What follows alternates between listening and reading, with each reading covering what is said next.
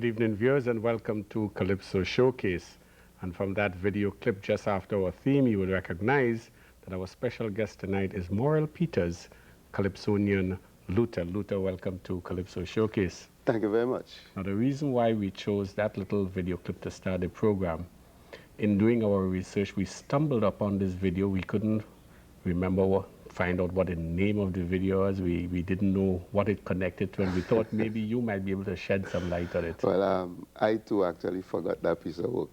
That's a song I did, I think it was about 78, 79, thereabout. I don't remember. I think it's the oldest video clip we have of you, and that's why we decided to run it tonight. That was probably about 79. 78, 79. Yeah. And one of the reasons why I chose to run it too, I remember just up to that time, you were actually called Sugar Stick and not Luta. And I want you to tell me a little bit about this name you had before Luta, Sugar Stick, and why did you... Okay. Actually, I think this was the first recording as Luta. As Luta? Yeah. Just when you changed from Sugar Stick. Well, tell me a little bit about the Sugar Stick years. Sugar Stick used to be, that was my Saga Boy name, man. You know, young fella, you know, and Sugar Stick seemed to be a most fitting name for me then. And as maturity came by, I found myself doing some very serious work, and the name Sugar Stick became a burden. And I decided to change that and have a name that would reflect the kind of work that I was doing and, you know, my thoughts and so on.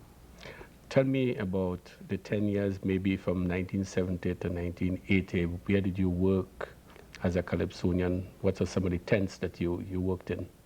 Well, I have a very bad record in that there's no Calypso tent around now that I have performed in and left. Once I have left, that's the end of the tent. That's my reputation. So you break down the tents. My present employers, I hope they take note. Once I leave the tent, that's it. Seriously, I've been with the Calypso Theatre 1 year, professionals 1 year, they only lasted 1 year. That was a tent run by Shorty. Shorty, yeah, in 76. And then I went on to the Sparrows. Well, at the time it was the original Young Brigade, and that was 77. And I stayed there from 77 right up to 84.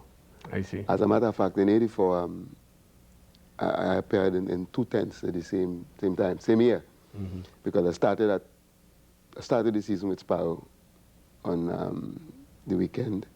And the following weekend, I started at Masters then. All right, but before we look at the Calypso life of Luta, I want to ask you something about your personal life. I understand you're a teacher. What do you teach? Woodwork. And I enjoy it. What school are you based to? I'm at Mukwapo Senior Comprehensive right now. And, well, prior to that, I've been at Shagwana Senior Com. And prior to that, Government Vocational Center Point Fronte. Prior to that, Separia Senior Comprehensive. So I think I'm serving Trinidad.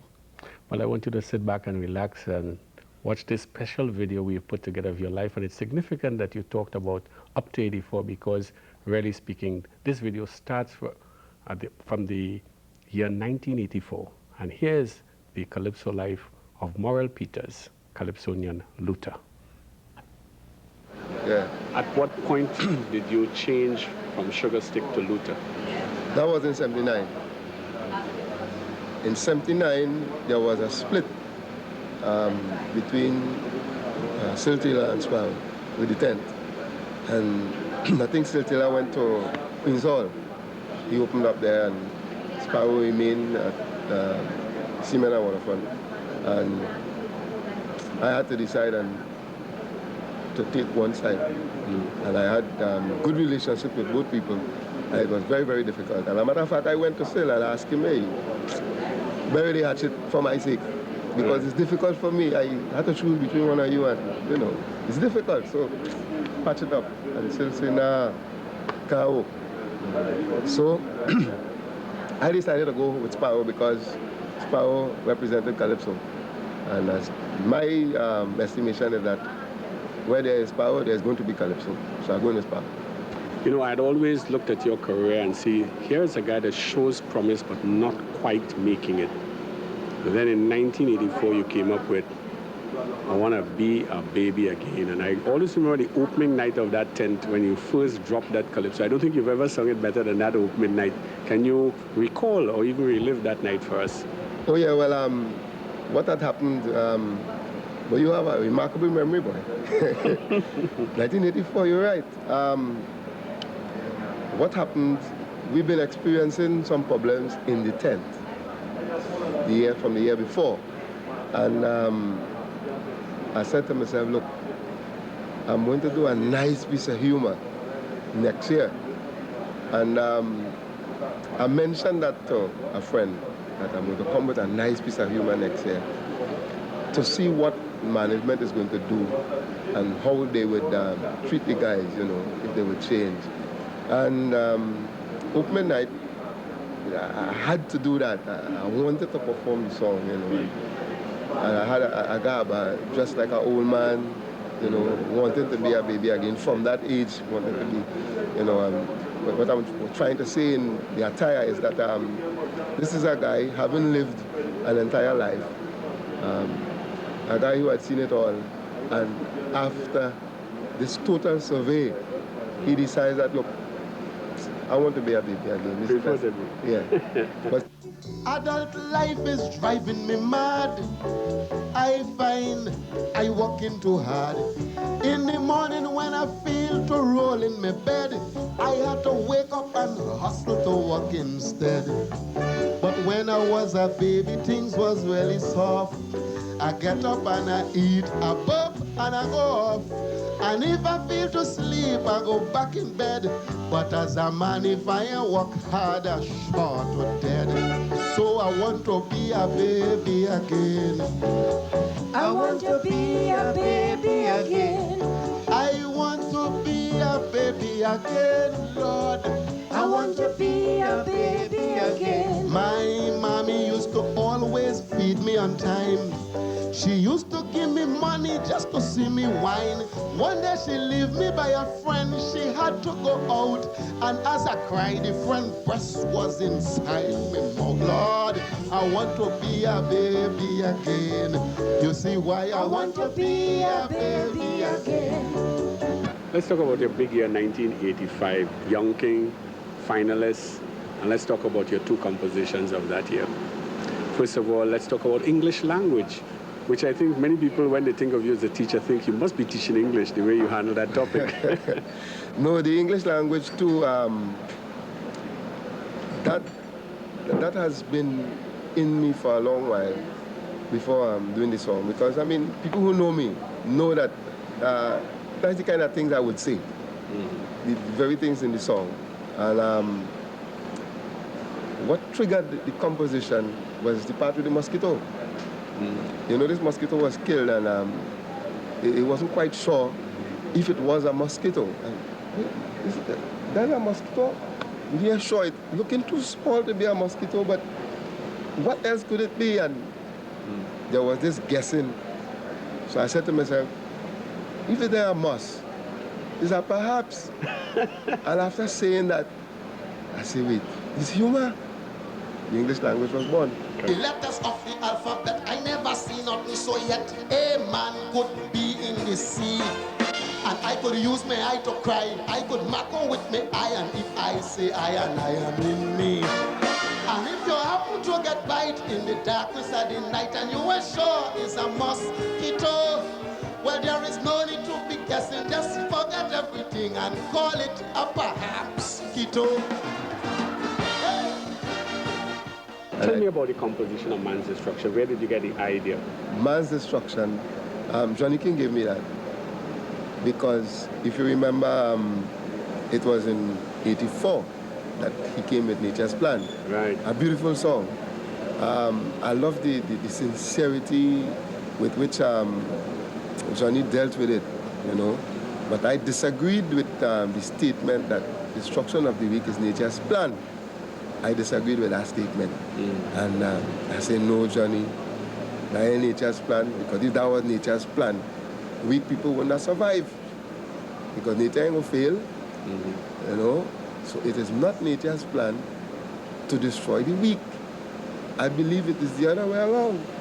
It's nature's plan for the weak to survive. Because had it been the other way around, the weak would not have been here. Would have been all... Right. So man's destruction is really Given a another point of view. Yeah, to Johnny King's nature's plan. I say, look, it's man, not nature, man. So this is a reaction to Johnny King. In the dawn of the day, you wake up and say you're waiting for the sun to rise. Day after day it rises the same way, yet you don't realize that's the work of the master. And you got to sing praise to the creator. Oh, yo, yo, yo. Man's wicked way is leading to destruction, but he is bold enough to say that is nature's plan. But nature provides the sun and the rain, and the air that we breathe is free. And these are basic needs for survival, for rich or poor equally, Lord. No part of nature's plan was designed for destruction. No, the one who causing destruction is man. Winning Young King, what did it do for you? I felt that some just reward was given to hard work. And of course, when you feel that way, you feel good.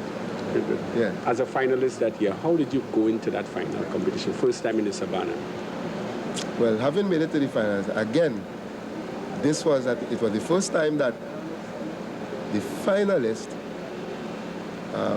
for the Mashka were announced before the results, not even before the staging of the Young Kings, because the Young Kings went on the Monday after the national semi-finals. Correct. The final was the Saturday, and the Monday was the Young Kings show.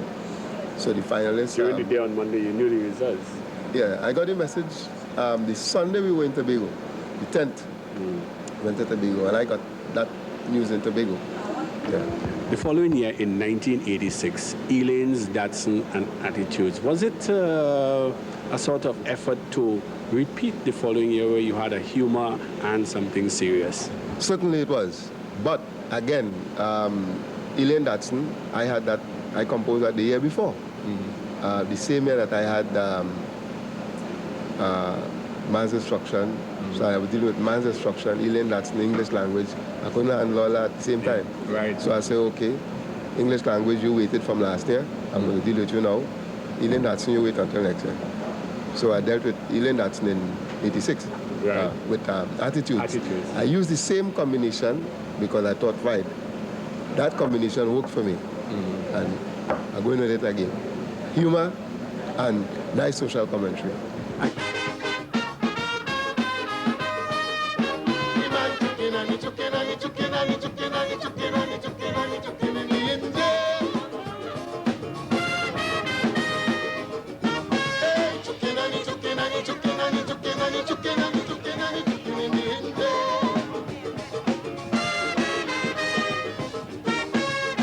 Yesterday, Lane got she license. This morning, she buy a whole Datsun. She husband is a carpenter. He say he could fix carburetor. The engine start up over. He then husband on his feet. He ain't know one thing about engine. Open the bonnet and start choking, choking and choking, choking and choking, choking and choking. But Eileen ain't know where happening. All she knows she husband choking, choking and choking and choking and choking and choking. 12 o'clock me there, the sun burning, and the Mr. Hand in the engine choking and choking, choking and choking and choking. But Eileen ain't know where going on. All she know the man down in the on choking and choking and choking and choking and choking. Again, watching your performance in '86, I saw where Elaine's Datsun took off with the tent crowd from very early and established itself as one of the serious, tunes of the season. And then about a week before the semi-finals, they allowed you, I say allowed, but it might not have been like that, to sing Attitudes in the tent. And I saw this had some potential. Yeah, I think I asked to change, to be with the song, because I didn't want to go into the semi-finals to perform the song down there for the first time for the season. I wanted to do it in the tent. And then the song, Attitude, is a serious song. And it's a song that I want to identify with and I want to sing. I don't want to sing Elaine Asnollia.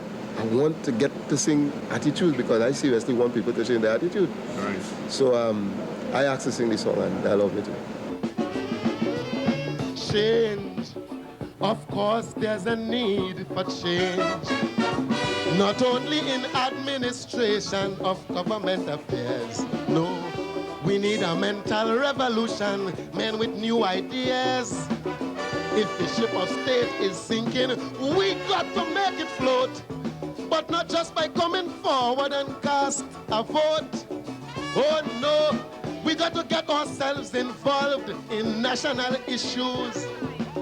Rearrange with priorities, adjust with values. Look how long we're saying this is the land of Calypso, but it's one set of foreign music they're playing on we radio. If we change our attitude and become more patriotic, we'll just walk in the radio station and demand more local music. Hey! But we go on to even '87, Cricketix, I think one of your very, very creative compositions. Tell me a little bit about Cricketix. Cricketix, that was a comment again on elections of 86 election. Yeah, 86 election. Like I did in 76 and also in 81, I like to comment on the elections. Yeah, so I did a commentary on the election, and this was Cricketix. I decided to use cricket because there was some talk, there was some cricket talk used in the election. Used in the campaign. So I say, right, that's the game, cricket. So everybody playing cricket. Right. Big cricket match in 86, and the team with all the batsmen have to get licked. Foreigners came down to witness this historic affair. Tension in the atmosphere.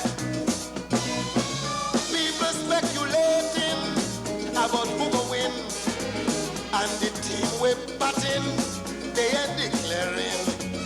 The feeling team scatter, east, west, north, and south. They say since we are no bowlers, we go have to run them out.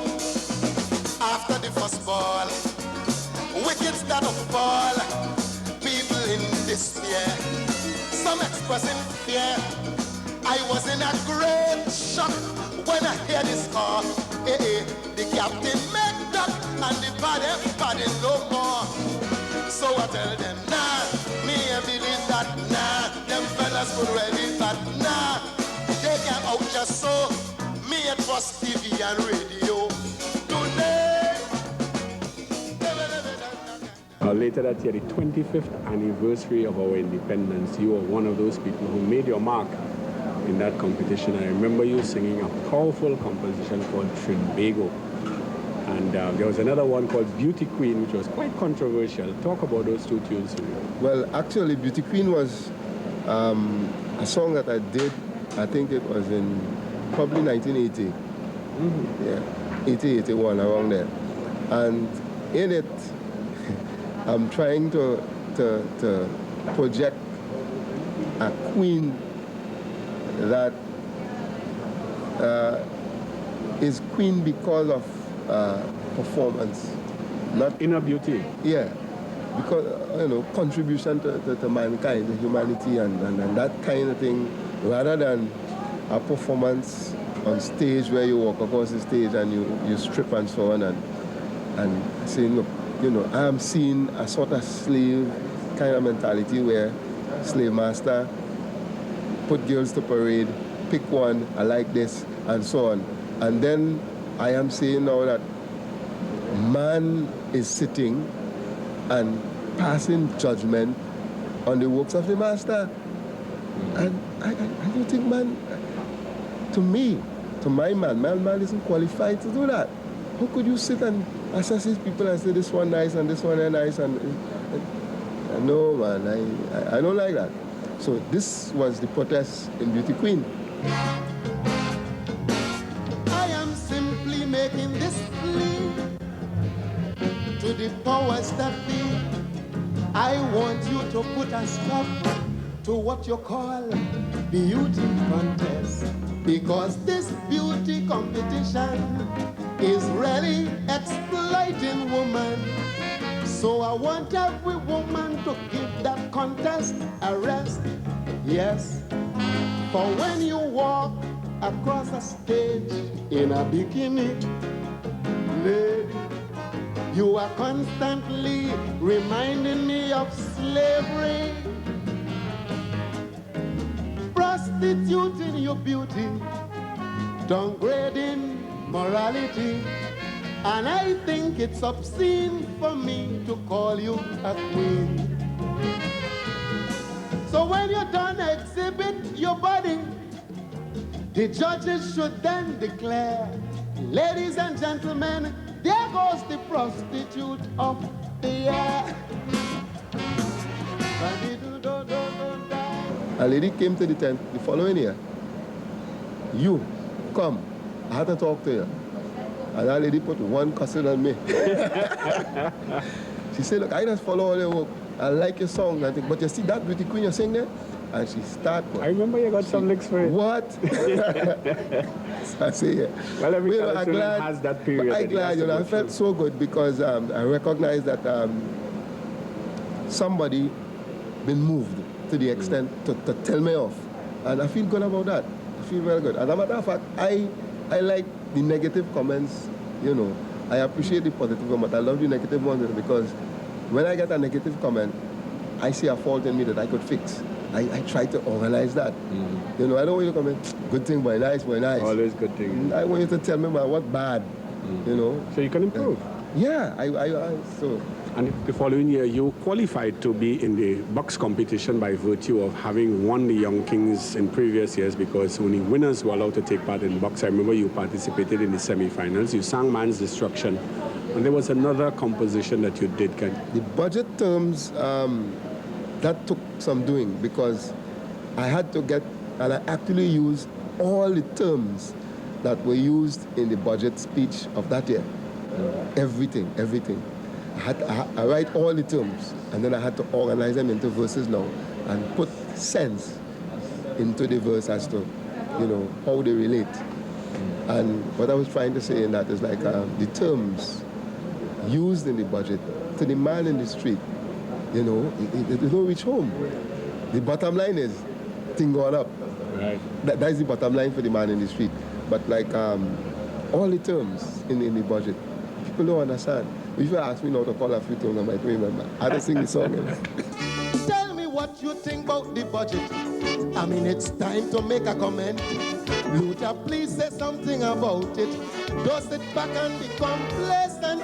You are my favorite Calypsonian, and I know you love commentary. So my humble request is that you assess and explain the budget to me. I said, sorry, madam, I cannot comply. And if you listen to me, I will tell you why. You see, the terms that they use really have me confused. I'm in doubt, me ain't sure what you're talking about. Me ain't know nothing about fiscal measures, monetary fund, 224 USCIF per metric ton. But I know that they had a debate, and I know that the budget passed, and I know poor people catching there. La la la la la. I jump to 1990 because I want to talk about one of the tunes that I think the melody, the lyrics, your style, and everything was fully integrated into that Calypso, Assassinate in La Tinta. Okay, fine. I'm glad you went on to 1990 because that's where I was trying to go. Right. Before you asked me. Assassinate in La Tinta. That too, I had to do some work on that. I had to do some research, and I don't know Spanish, but I had to learn Spanish. Yeah, I had to learn Spanish for that one. And why I decided to go that way because of the La Tinta, because the scene La Tinta, right. and La Tinta is Spanish. I decided to go there. And then I've been thinking, you know, it was an issue that I thought quite a lot of other people may have dealt with. And I thought to myself, if I am going to do that, I have to be different, very different. Mm-hmm. So I decided to go Latin, Spanish up. I said, nobody else going there. Right. So and that's why music, the beat, everything. Yeah, that's why I went like that with it. Mm-hmm. And again, well, you know, the story tells itself. It tells itself.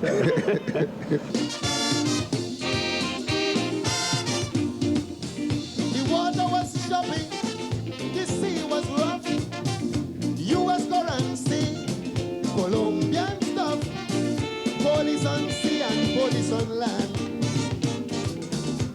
Trippy road to Venezuela. Mysteriously, a police officer disappeared. When I reach in town, I hear the people declare he disagree with the plan, so they shoot him down. Murder at La Tinta, and the war we believe that the young man drunk. Murder at La Tinta. I said the police admit he was told to lie. Murder at La Tinta. And the people believe that the young man died by murder at La Tinta. And when they say murder, bastante corruption. Murder. Mucho injusticia. Murder. Muerto por dinero. Murder. Los criminales pretendo policía. Asesinar en La Tinta. Dong, dong, dong, dong, dong, dong, dong, dong. Lang, da, dang, da, dong, dong. Why we lose? Why we lose? That is the song I wanted to talk about. I suspected. When you asked me about the terms, in the budget terms. Right. Because in Why We Lose, again, this is work. Because I had the players, all the players, 20, how many of them? 22. All the players, the names of every player is in the song. And if I am to recall, if you ask me who were the players in the strike squad of 89, I can't just tell you that. I have to sing the song. Yes, I sing the song and I get all the names. National heroes on the road to Italy. You fought so bitterly, but eventually, oh, you had to abandon the thing, and that ain't easy. After all this preparation, hard work and dedication, motivation from the nation, and expectation, I am convinced to this very day, we have a better team than the USA, but we lose the game before we start to play. Our immigration allow the Americans to walk through the customs unchecked, just so. But when we own players come back home, custom guards with a fine teeth comb, and they're going through their luggage slow, slow. That is why we lose. That is why we lose. Don't get confused. No, no, that is why we lose. We started to check egg inside foul belly. We was in Italy already. For 31 minutes we took a cruise. That is why we lose. Those issues, the football and La Tinta, were, if you had to pick two major issues of the year, that would be the two. I was the only man dealing With both of them. both. You know, nobody else dealt with any one exclusively. They mentioned it in a song.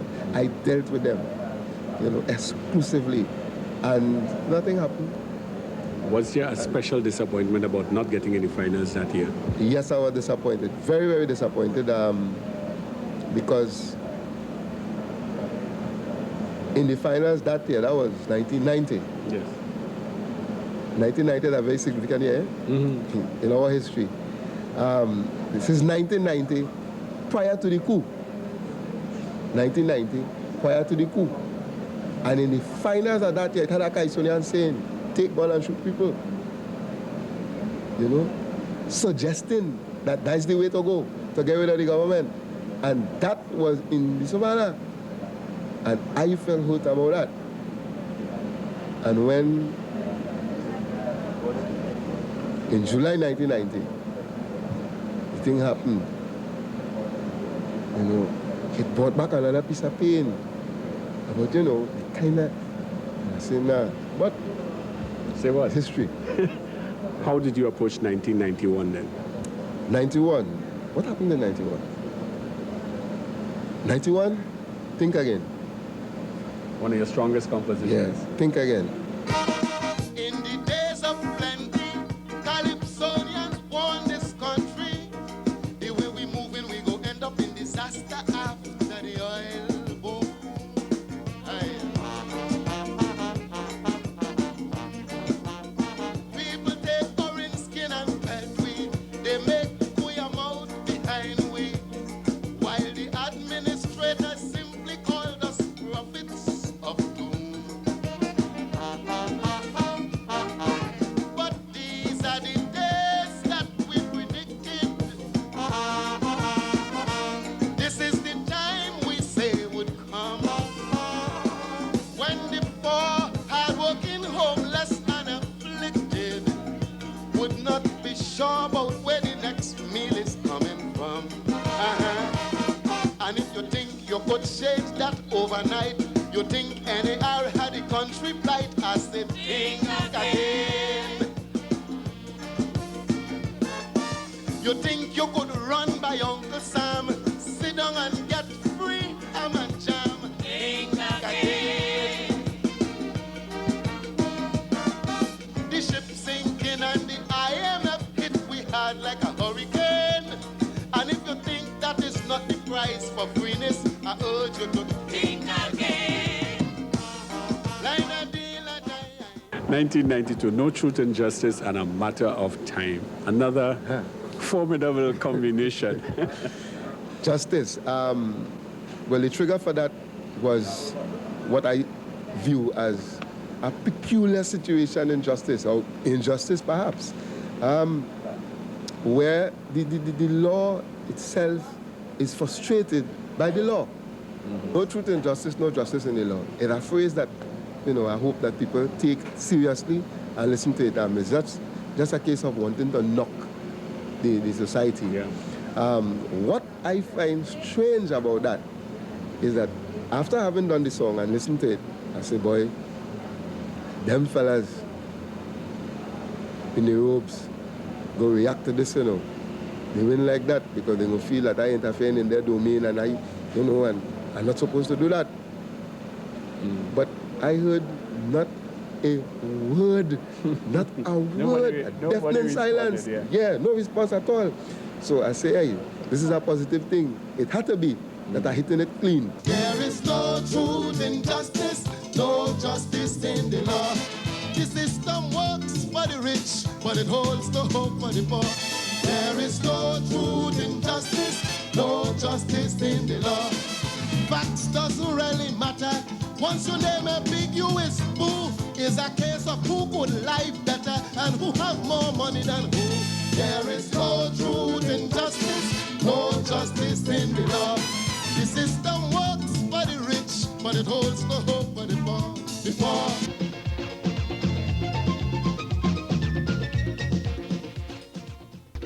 On A Matter of Time? Well, a matter of time. That was a phrase used in the campaign of the last election. I always on the election. Since election done and PNM win, you rejoicing and feeling glad. Telling yourself happy days are here again. But it's a serious economic situation facing Trinidad. So make up your mind to undergo stress and strain. And we got to work 10 times harder. We got to sacrifice to build our blessed nation.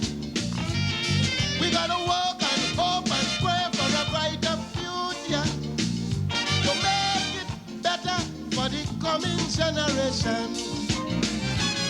And if you fail to do as I say, you're bound to suffer one day. And we're going to be back on the decline. It's just a matter of time. Well, it's very significant that you won a prize for the best nation-building calypso with a matter of time. Just a matter of time. And I went for it again this year. But I love TNT. I love TNT. Which one should have been a natural? I went for it this year. But that is all right. Let's talk about Hang Them High. Do you really believe, do you have the conviction when you sing that song? Have you ever seen me perform that song? I am dead serious about that. You see, I am not saying hang people for any murder.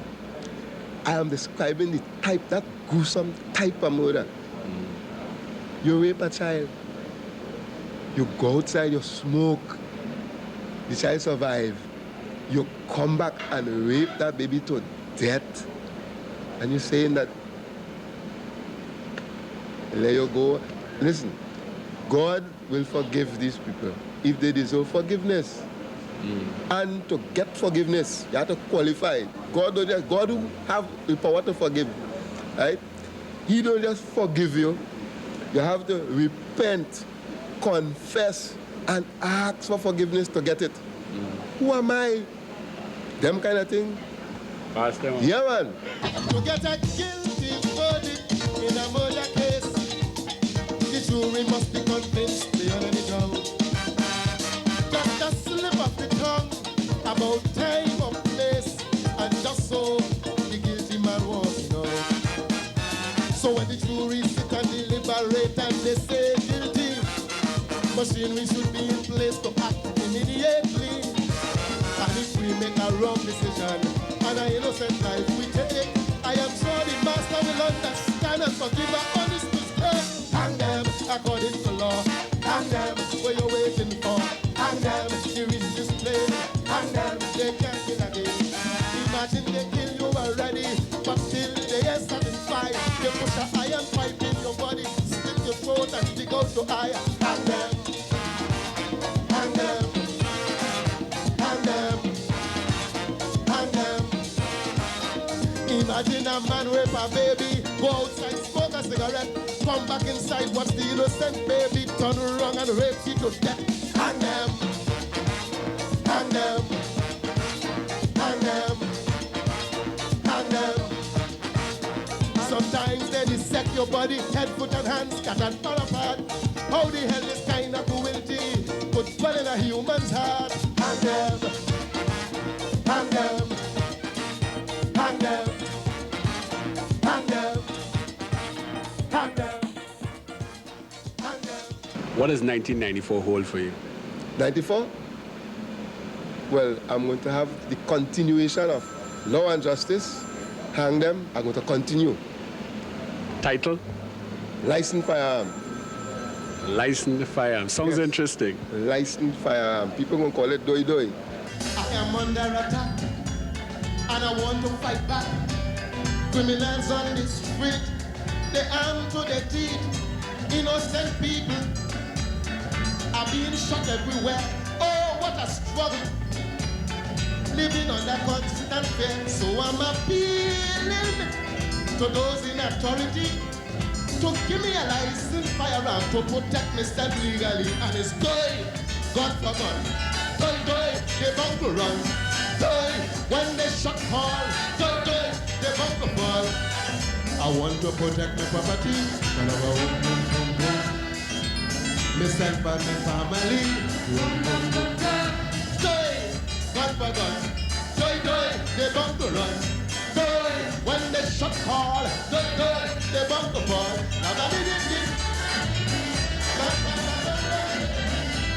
We got to work 10 times harder. We got to sacrifice to build our blessed nation. We got to work and hope and pray for the brighter future to make it better for the coming generation. And if Robinson was responsible for putting pressure on poor people, now that he is gone, things going to be fine. It's just a matter of time.